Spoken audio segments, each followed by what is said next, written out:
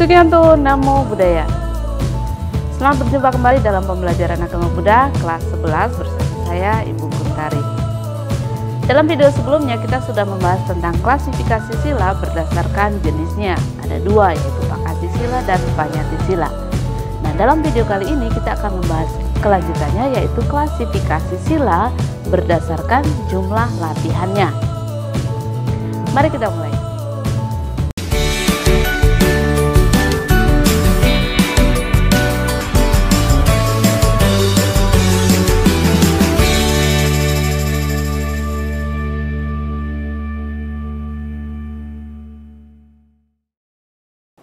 Sebelum mulai belajar, mari kita melafalkan syair penghormatan atau nama Karagata bersama-sama. Mari kita mulai. Arahang Sama Sambuddho Bhagawa Buddhang Bhagawantang Abhiwademi Swakato Bhagavata Dhammo Dhammang Namasami Supatipanno Bhagavato Sawaka Sanggo Sanggang Namami. Sabe sata bantu sukitata, semoga semua makhluk hidup berbahagia. Sadu, sadu, sadu. Baik, kita mulai pembelajaran kita, dan yang akan kita bahas adalah klasifikasi sila berdasarkan jumlah latihannya. Berdasarkan jumlah latihannya, sila dibagi menjadi 4, yaitu Pancasila, Atasila, Dasasila, dan Patimokkasila. Pancasila Buddha sudah kita bahas dalam beberapa video sebelumnya. Masih ingat? Ya, ada 5 aturan moral yang menjadi dasar bagi umat Buddha atau sebagai standar patokan supaya umat Buddha bisa menjadi manusia yang baik atau susila. Atasila merupakan praktik lanjutan dari Pancasila. Mereka yang ingin mempraktikkan sila lebih mendalam dapat melaksanakan latihan 8 sila atau disebut juga Atasila.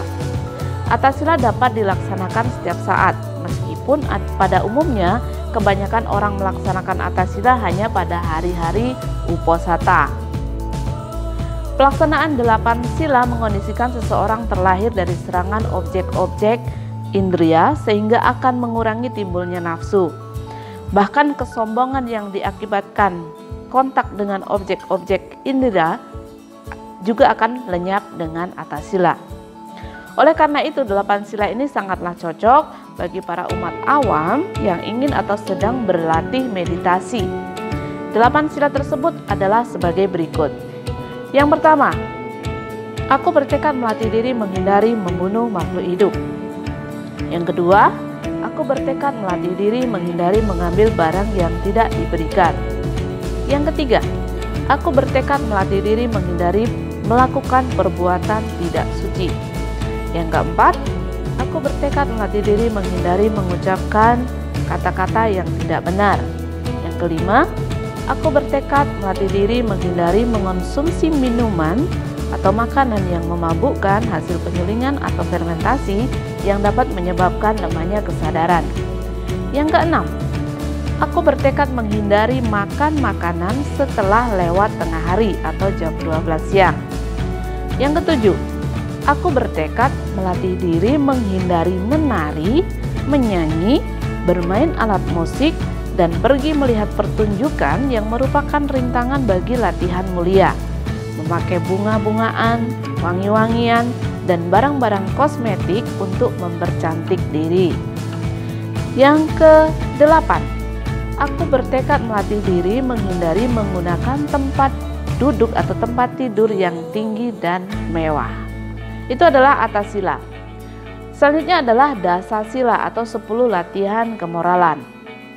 10 sila atau Dasasila adalah sila yang diperuntukkan bagi seorang samanera atau samaneri.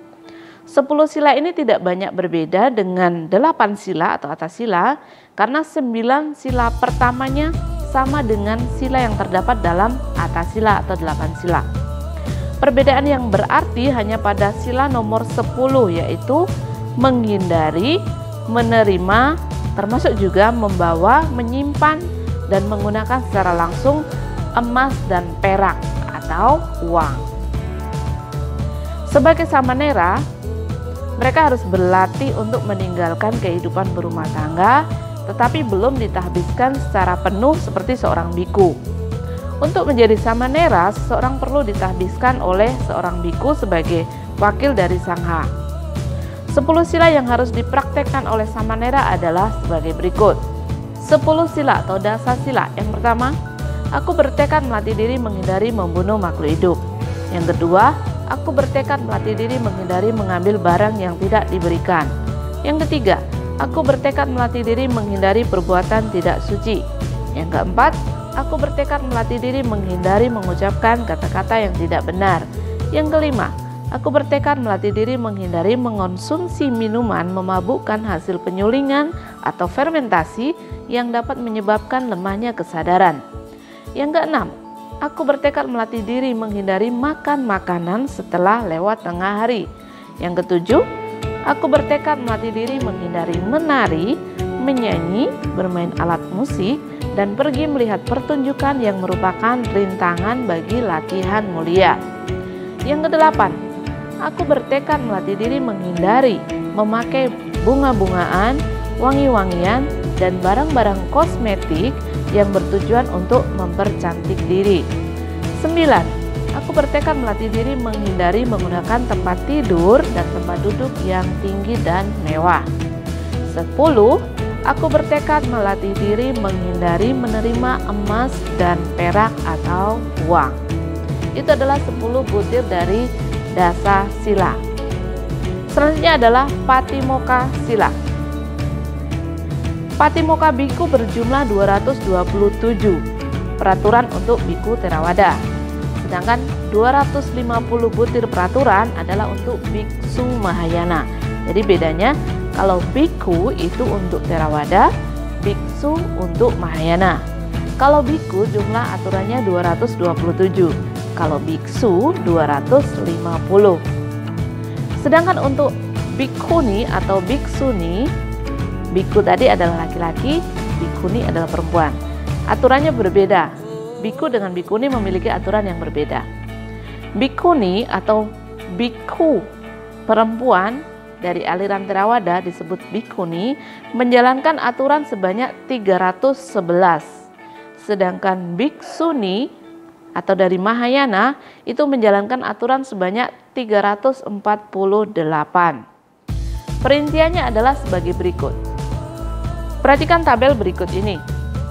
Patimokkha bikhu dan bikkhuni Theravada. Yang pertama, parajika, biku 4, bikkhuni 8. Yang kedua, sangga disesa, biku 13, bikkhuni 17. Yang ketiga, aniyata, biku 2, bikkhuni tidak ada. Yang keempat, nisagya pacitya, biku 30, bikkhuni 30. Yang kelima, pacitya, biku 92, bikkhuni 166. Yang keenam, pati desania, biku 4, bikkhuni 8. Yang ketujuh, sekyawata, biku 75, bikkhuni 75. Yang kedelapan, adikarana samata, biku 7, bikkhuni 7. Jumlah keseluruhan Patimokkha biku adalah 227, sedangkan bikkhuni adalah 311. Terbagi menjadi 8 tadi, parajika, sanggadisesa, aniyata, nisagya pacitya, pati desania, sekyawata, dan adikarana samata. Itu adalah Patimokkha untuk para biku dan bikkhuni atau dari Theravada. Sekarang kita lihat Patimokkha atau disebut Pratimoksa dalam bahasa Sanskerta, yaitu untuk para biksu dan biksuni. Biksu laki-laki, biksuni perempuan. Biksu dan biksuni adalah sebutan untuk para samana dari Mahayana. Ada 8 bagian juga dari Patimokkha atau Pratimoksa itu, sama dengan Patimokkha tadi. Yang pertama, parajika, biksu 4, biksuni 8. Sangha wasesa, biksu 13, biksuni 17. Yang ketiga, aniyata, biksu 2, biksuni tidak ada. Yang keempat, Naisargika Prayascitika, biksu 30, biksuni 30. Yang kelima, Prayascitika, biksu 90, biksuni 178. Yang keenam, Pratidesania, biksu 4, biksuni 8. Yang ketujuh, Siksa Karania, biksu 100, biksuni 100. Dan yang kedelapan, Adikarana Samada, biksu 7 dan biksuni 7. Jumlah keseluruhan Pratimoksa untuk biksu adalah 250, sedangkan untuk biksuni adalah 348. Itu adalah pengelompokan Patimokkha dan Pratimokkha untuk Theravada dan Mahayana. Berikut ini adalah penjelasan dari masing-masing bagian dari Patimokkha atau Pratimokkha. Yang pertama, Parajika. Bagian ini merupakan peraturan keras bagi para biku atau bikuni. Apabila peraturan ini dilanggar, baik diketahui atau tidak diketahui oleh orang lain, menyebabkan secara otomatis gugur dari kebikuannya. Artinya kalau seorang biku atau bikuni melanggar, meskipun tidak ada yang tahu, dia secara otomatis dia sudah bukan biku atau biksuni lagi. Yang kedua, Sanghadisesa atau Sanghawasesa. Pelanggaran terhadap peraturan ini harus diselesaikan melalui rapat sangga yang terdiri dari minimal 20 biku. Kemudian yang ketiga, Aniyata.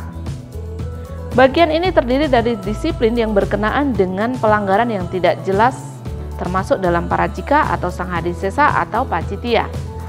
Yang keempat, Nisaggiya Pacittiya atau Naisargika Prayascitika. Bagian ini terdiri dari disiplin yang mengatasi keserakahan terhadap materi. Pelanggaran disiplin ini menyebabkan kemerosotan spiritual.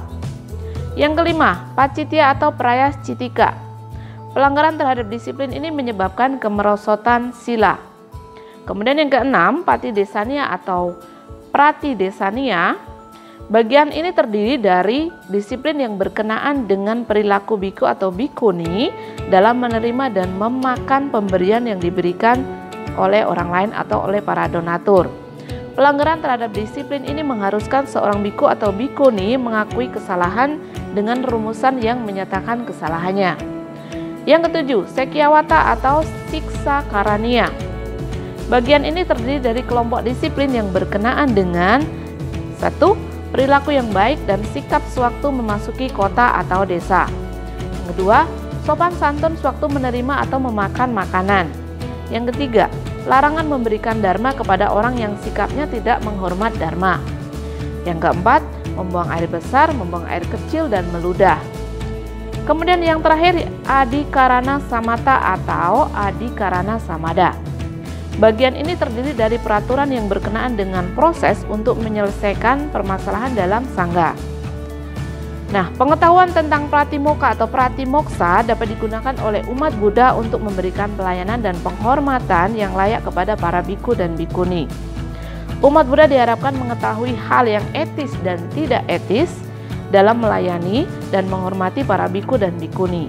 Tidak etis jika pemahaman peraturan-peraturan disiplin bagi para biku dan bikuni dijadikan sarana untuk bagi umat Buddha untuk menghakimi para biku dan bikuni dalam menjalankan winayanya. Kita hanya perlu tahu supaya kita dapat menentukan sikap bagaimana supaya para biku tidak melanggar winaya karena perilaku kita. Demikianlah pembahasan kita tentang klasifikasi sila berdasarkan jumlah latihannya, yaitu tadi ada 4. Yang pertama Pancasila, Atasila, Dasasila, dan Patimokkha Sila. Jangan lupa untuk klik like, komen, dan subscribe supaya tidak ketinggalan materi-materi pembahasan dalam topik sila dan topik-topik agama Buddha lainnya. Dan Sabe Sata Bhavantu Sukhitata, semoga semua makhluk hidup berbahagia. Sadhu, sadhu, sadhu. Namo Buddhaya.